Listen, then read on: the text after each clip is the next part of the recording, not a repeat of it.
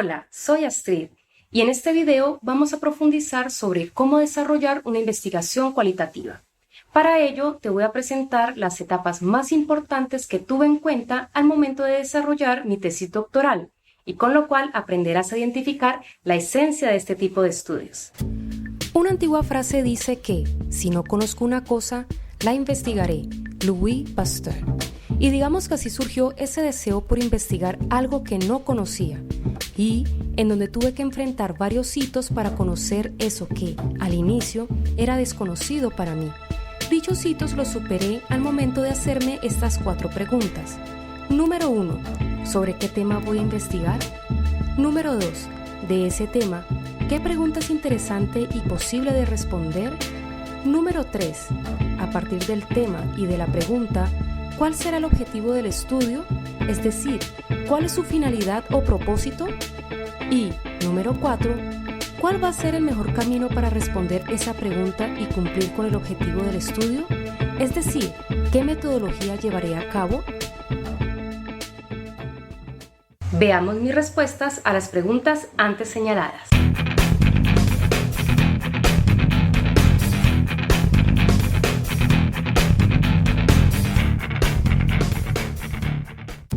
Mi tema de investigación surgió a partir de situaciones cotidianas. En el año 2015 viajé a Chile para hacer mis estudios de posgrado en psicología, gracias a la recomendación de una amiga colombiana. Ella empezó a contarme sobre su vida en Chile y su relato incluía eventos negativos dentro y fuera de la universidad, especialmente asociados a su nacionalidad y color de piel.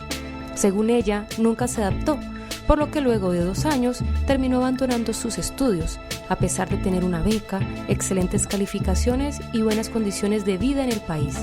Así como ella conoció otros casos. Algunos no duraron una semana, otros fueron sacados de sus doctorados por bajo rendimiento y otros continuaban sus estudios normalmente. Todo ello me llevó a reflexionar sobre la experiencia de ser estudiante en otro país, pero también al hecho de ser migrante.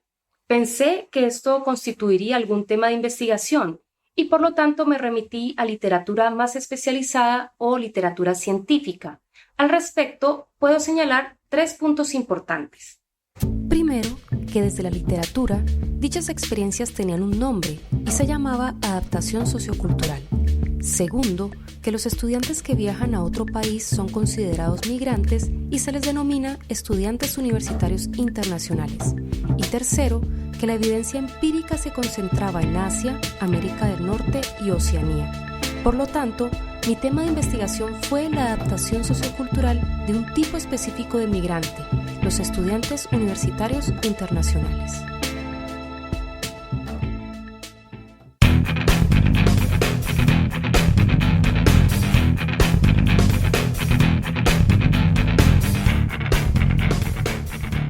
La revisión de la literatura publicada en los últimos 5 años reflejaba una falta de claridad con respecto a cómo sería el proceso de adaptación sociocultural de los estudiantes universitarios internacionales dentro de la universidad y fuera de ella, pues ambos, universidad y cotidianidad, son ámbitos sociales distintos. También que en Chile había mayor presencia de estudiantes internacionales de posgrado en comparación a otros países latinoamericanos. Y por último, que en Concepción, Chile, había un estudio que reportaba dificultades por parte de personas ecuatorianas, incluyendo estudiantes de posgrado, si bien este trabajo investigativo no se había centrado en esta población.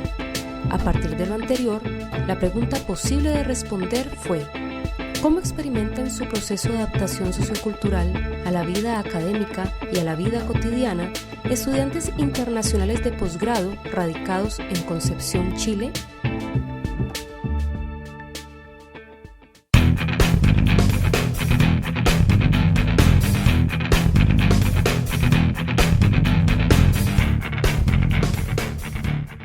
A partir del tema y de la pregunta, el objetivo general o la finalidad del estudio fue analizar el proceso de adaptación sociocultural a la vida académica y a la vida cotidiana de estudiantes internacionales de posgrado radicados en Concepción, Chile.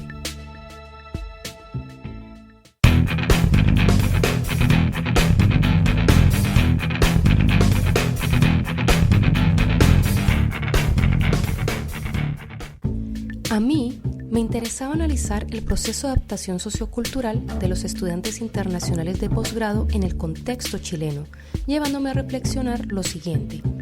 Primero, la adaptación sociocultural como un proceso social.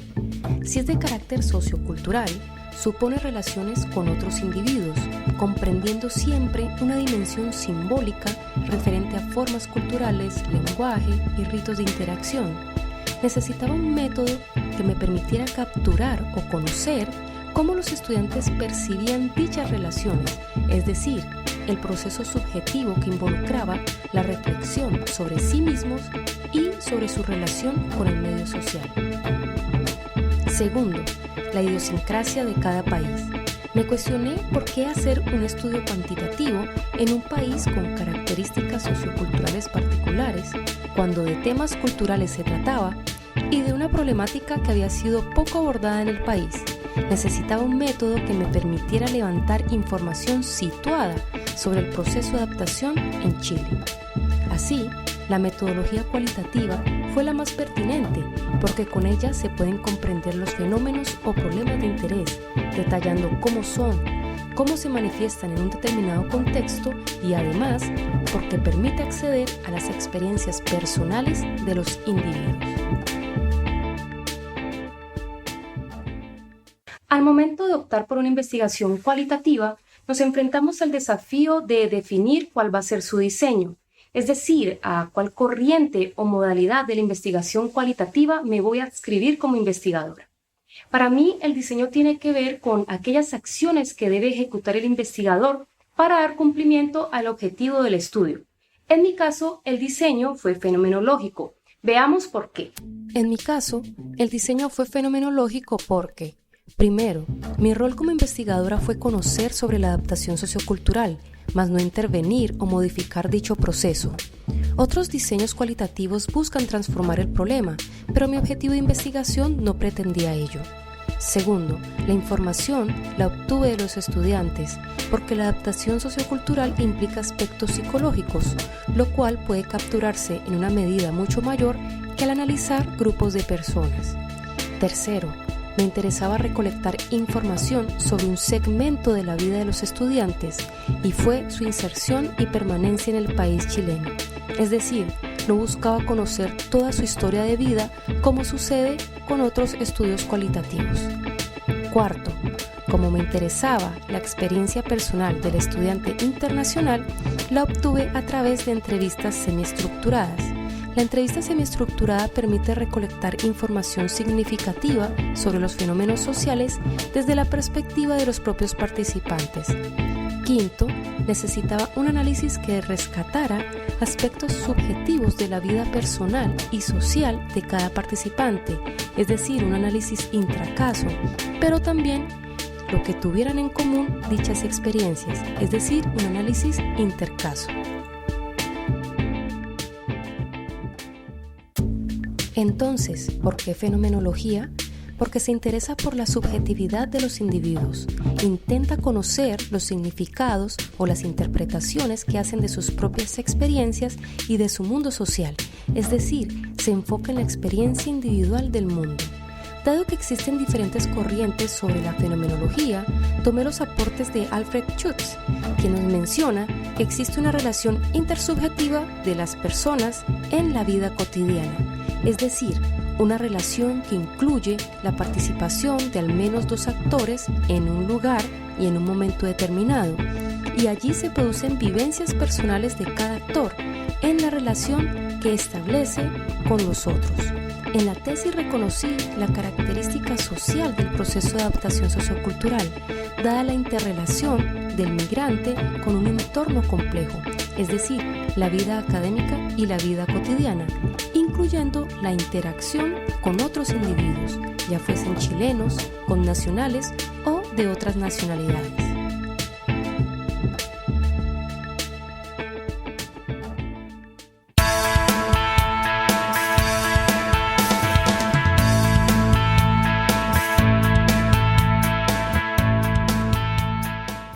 Primero, elaboré el instrumento, es decir, la entrevista semiestructurada. Definí tópicos o temas que me interesaba indagar desarrollando preguntas de antemano, pero donde tenía la posibilidad de agregar otras en el transcurso de la entrevista, de ahí su nombre de semiestructurada. Redacté el consentimiento informado. Ambos instrumentos fueron evaluados por el Comité de Ética y Bioética del Departamento de Psicología de la Universidad de Concepción. Se seleccionaron los participantes a través del muestreo de máxima variabilidad y se gestionaron los permisos correspondientes con los directores de las facultades para poder contactarlos. Posteriormente, se invitó por correo electrónico a los posibles participantes del estudio. Las entrevistas se realizaron de forma individual, salvo una donde se contó con una traductora de inglés. Todas esas entrevistas fueron grabadas en un dispositivo de audio y transcritas a formato Word.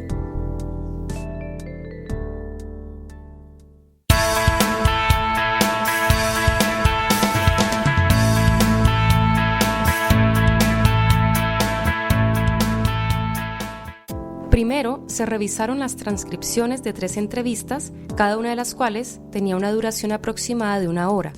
Con otra investigadora se desarrolló un relato de la experiencia sociocultural para cada participante, buscando darle sentido a un material bastante amplio y desestructurado. Segundo, se construyeron tópicos emergentes, capturando directamente la vivencia de los participantes, usando extractos in vivo o frases dichas por ellos mismos. Ello permitió organizar la información de la primera entrevista analizada. Se intentó separar la información que aludía a la cotidianidad y a la universidad, creando tópicos separados cuando fuese posible. Obtuve un total de 77 tópicos. Tercero, estos 77 tópicos se agruparon según las similitudes identificadas en subtemas y en temas generales. En total fueron 22 subtemas agrupados en 5 temas generales. Cuarto, implicó integrar de forma iterativa al primer caso los otros 12. La lista original de los temas, subtemas y tópicos emergentes en el primer caso constituyeron la base para anexar la nueva información obtenida. 5. Se integró la información obtenida en el análisis de las entrevistas con la literatura científica asociada, proponiendo un modelo comprensivo sobre la adaptación sociocultural pertinente para la realidad chilena. Para el análisis de los datos se utilizaron los softwares NVivo, 12 Pro y Atlas T. En resumen, para poder desarrollar mi investigación cualitativa, tuve que enfrentarme a 4 preguntas bastante generales. En primera instancia, ¿cuál iba a ser el tema que me iba a interesar investigar? De ese tema, ¿qué pregunta era interesante y posible de responder? Luego de tener esa pregunta y el tema, ¿cuál va a ser el objetivo o la finalidad del estudio que yo estoy proponiendo? Y cuarto, ¿cuál va a ser la mejor metodología para dar respuesta a ese objetivo? Es necesario entender que en la investigación cualitativa, todo eso es un proceso dinámico que va a permitir darle estructura y mayor sentido a todo ese quehacer investigativo que estamos proponiendo. Esto es todo por hoy. Les envío muchos saludos desde Colombia.